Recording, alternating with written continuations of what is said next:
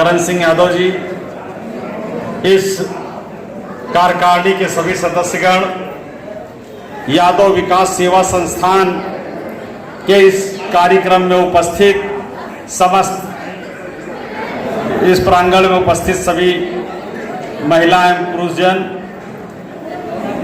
जो हमारे बीच में आए हैं, उनका इस मंच से बहुत बहुत स्वागत है। मैं आपको बता दूं कि 12 मार्च को 2019 में इस संगठन की नींव पड़ी थी। जब इस संगठन की पहली बैठक बुलाई गई थी तो कुछ लोग आए थे, उन्होंने कहा कि बहुत सी मीटिंगें हुई, बैठकें हुई, लेकिन उसको अमली जामा नहीं पहना पाते हैं लोग, और मीटिंग होती है खत्म हो जाती है। उसी दिन हमने तय किया था कि मीटिंग भी होगी और इसको अमली जामा भी पहनाया जाएगा और इसका रूप भी बड़ा होगा। आज आप देखिए कि 19 में एक होली मिलन हुआ था, हमारे बीच में दुर्भाग्यवश एक बहुत बड़ी महामारी आई, उसकी वजह से 2 साल हम लोग कोई कार्यक्रम नहीं कर सके। लेकिन मैं आपको बता दूं, हमारे अध्यक्ष अमित यादव जी, आकाश अंबर जी और जो यादव विकास सेवा संस्थान के सदस्यगण हैं, इन लोगों ने इस महामारी में बहुत सेवा की लोगों की, और बहुत सा खाद्यान्न सामग्री बांटा। जो परेशान लोग थे वहां गए, उनके बीच में मिले। उसी बीच हमें भी कोरोना हुआ था। मैं आपको बता दूं, ज्यादा लंबा भाषण नहीं करूंगा, 1-2 लाइन की पंक्तियां हैं कि अधिकार खो के बैठे रहना, अधिकार खो के बैठे रहना ये महादुष्कर्म है, न्यायार्थ अपने बंधु को भी दंड देना धर्म है। मैं ये इसलिए कह रहा हूं, हमारे बीच में बहुत से लोग हैं जो सक्षम भी हैं, हर स्तर से सक्षम हैं, लेकिन जब अच्छी कुर्सियों में बैठे होते हैं उस वक्त अपने समाज के भलाई के बारे में नहीं सोचते हैं, समाज के बारे में नहीं सोचते हैं। ये दुर्भाग्य है। मैं आपको बता दूं, जब मैं छात्र राजनीति करता था, जब मैं विद्या हिंदू डिग्री कॉलेज छात्र संघ में उपाध्यक्ष हुआ करता था, उस जमाने में यादव लगाकर बहुत कम लोग छात्र संघ का चुनाव लड़ा करते थे। मैं पहला ऐसा विद्यान हिंदू डिग्री कॉलेज छात्र संघ का उपाध्यक्ष था जो सुरेश यादव लिख कर किया था, और वहीं से हमारी रविदास जी से जेल में मुलाकात हुई थी, तब से आज तक हमारी इनकी मित्रता चल रही है। तो उस जमाने में जब मैं अध्यक्ष का चुनाव लड़ने जा रहा था तो हमारे खिलाफ एक वाजपेयी जी चुनाव लड़ रहे थे, और मैं एक जगह वोट मांगने गया। तो जब मैं वोट मांगने गया तो वहां पर एक जो थे, उन्होंने कहा, बेटा कौन आया है वोट मांगने? उनके पिताजी ने कहा। तो कहा हमारे यहाँ चुनाव लड़ रहे हैं, सुरेश यादव वोट मांगने आए हैं। उन्होंने कहा बेटा कोई भी आया हो, मेरे मुंह पे कहा, कोई भी बेटा वोट मांगने आया हो, लेकिन तुम अपनी बिरादरी का लड़का आया था वाजपेयी, उसी को वोट देना। ये बात मेरे मुंह पे, मेरी कान से सुनी हुई है। तो हम लोगों ने उस जमाने में इतनी उपेक्षाएं देखी हैं, इतना ज्यादा कटुता देखी है, जो आज का समय है। आज के समय में लोग जो यूथ है, खासतौर से नौजवान है, उसको इतना कटुता का सामना नहीं करना पड़ रहा है जितना कटुता का सामना हम लोगों ने किया है। 89 में जिस वक्त एक राजनीति का उभार हुआ था, तो मंडल और कमंडल की लड़ाई आई थी। हम लोगों ने विश्वविद्यालय में जबरदस्त मंडल के समर्थन में धरना प्रदर्शन किया था। उस वक्त अगुवाई में, ज्यादातर अगुवाई इस आंदोलन का यादव लोगों ने किया था। फायदा मंडल का सबको मिला, लेकिन आज क्या स्थिति हो गई? पिछड़ों की राजनीति कहां चली गई? यादव समय समय में बंटने लगा। हम अपनी शक्ति को पहचानने में पीछे हो गए तो हम पीछे जाते गए।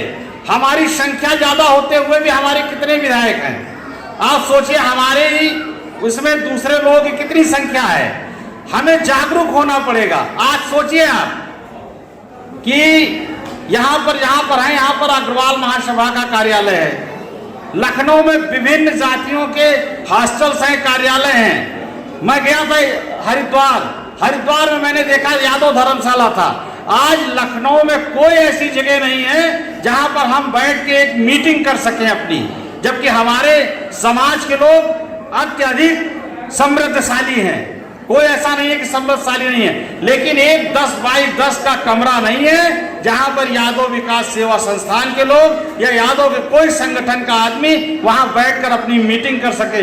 हम लोग मीटिंगें करते हैं अपने घरों में या कहीं पर एक जगह बैठ के मीटिंग करते हैं, कोई स्थायी जगह नहीं है। जो सक्षम लोग हैं उनको ये सोचना पड़ेगा, जो हमारे बीच में हमारे सक्षम लोग हैं वो जरूर ऐसा कोई, अगर आज कोई ऐसा हॉस्टल बना होता, कोई ऐसी जगह होती जहां पर यादव बच्चे पढ़ के आगे निकले होते, तो वो जरूर इस बात के लिए सोचते कि जब ये हम उस हॉस्टल से पढ़ के निकले हैं तो इसको और आगे बढ़ाया जाए। जब बुनियाद ही कमजोर होगी तो कहां से आगे काम चलेगा। जिस पेड़ के जड़ में ही दीमक लग जाए वो पेड़ कितने दिन उन्नति करेगा। इसलिए बेसिक चीज है कि हमारे पास कार्यालय होना चाहिए। हमारे जो गांव ग्रामीण क्षेत्रों से बच्चे आते हैं उनके लिए हॉस्टल होना चाहिए। सबसे बड़ी बुनियाद यह है कि आप देखिए हजरतगंज में बहुत बड़ा कोचिंग इंस्टीट्यूट है जहां पर बड़ी संख्या में बच्चे पढ़ने आते हैं। क्या हमारे पास हजरतगंज के 2 किलोमीटर इर्द गिर्द में कहीं पर कोई ऐसा हमारी संस्था, किसी संस्था ने, हमारे यहाँ कई संस्थाएं हैं। मैंने एक बार कहा था, एक संस्था की मीटिंग में मैं गया था, हमने कहा सारी संस्थाएं एक हो जाएं और एक संस्था हो जाए और वो एक संस्था कुछ ऐसा मजबूत काम करे कि जिससे कि लोगों की भावनाएं, लोग पढ़ सकें, लिख सकें, आगे बढ़ सकें। तमाम बच्चे ऐसे आते हैं पूर्वांचल से, पश्चिम से, कहीं से, जिनको लखनऊ में रहने खाने की नहीं, लेकिन पढ़ने में बहुत तेज होते हैं। वो यहाँ का पैसा नहीं उठा सकते, भार नहीं उठा सकते। कोई ऐसी संस्था मुझे नहीं दिखती जो किसी बच्चे को पढ़ाती हो, यादवों में खास तौर से। तो जो लोग सक्षम हैं उनका ये कर्तव्य है, अभी भी समय है कि चेत जाएं अपने समाज के लिए, अपनी न्यू के लिए, अपने जो बच्चे हैं उनको आगे बढ़ाने के लिए। अगर आप लखनऊ में ये काम करेंगे, कोई जो लोग सक्षम हैं, मेरी उनसे इन मंच से गुजारिश भी है कि वो कुछ ऐसा करें जिसके लिए ये संगठन बनाया गया है यादव विकास सेवा संस्थान। मैं आपको बता दूं, मेरे पास अमित जी, आकाश, अंबर, ये सब लोग आए, इन्होंने कहा, तो मैंने कहा कि ठीक है, अगर आप लोग की ये इच्छा है कि संगठन ईमानदारी से बना के आगे चलाने की इच्छा है तो मेरा जितना सहयोग है वो मैं करने को तैयार हूं। और ये लोग जानते हैं कि मैं कभी भी पद का भूखा नहीं रहा। निर्माण निगम में मैं 20 साल से अध्यक्ष हूं और ऐसे वैसे नहीं हूं, लोकतांत्रिक ढंग से लड़कर जीत कर आया हूं। और बहुत लंबे समय किस तरह से हम लोग संघर्ष करते हैं ये हम ही जानते हैं। बंधु जी हैं, कितनी बड़ी लड़ाई लड़ रहे हैं। अगर ये पेंशन जो बुढ़ापे की लाठी होती है वो तोड़ दी गई, उसके लिए बंधु जी लड़ रहे हैं और काफी हद तक सफलता भी इनको मिली है। तो मैं समझता हूं यदि आप ईमानदारी से लड़ें तो सफलता मिलेगी। हमारे करण सिंह भाई हमारे बीच में बैठे हैं और जिया मऊ के बहुत मानिंद आदमी हैं और भूमि के मामले में इनका कोई जोड़ नहीं है। मैं तो इनसे रिक्वेस्ट करूंगा कि ऐसी कोई व्यवस्था जिया मऊ के आसपास बनाएं कि कम से कम हमारी बिरादरी के बच्चे वहां रह के पढ़ सकें, क्योंकि वो एक कोचिंग के, हजरतगंज कोचिंग का हब है जहां पर बच्चे वहां रह के अपने जीवन यापन कर सकते हैं। कुछ सुविधा के साथ ऐसा कुछ करें। आज अभी बहुत से रंगारंग कार्यक्रम हैं और कोई बगैर भोजन के नहीं जाएगा। आज मैं अपनी बहुत ज़्यादा बात तो नहीं कहूँगा। अब ये यादव विकास सेवा संस्थान जो है ये आगे चल पड़ा है, अब ये पीछे मुड़ के नहीं देखेगा।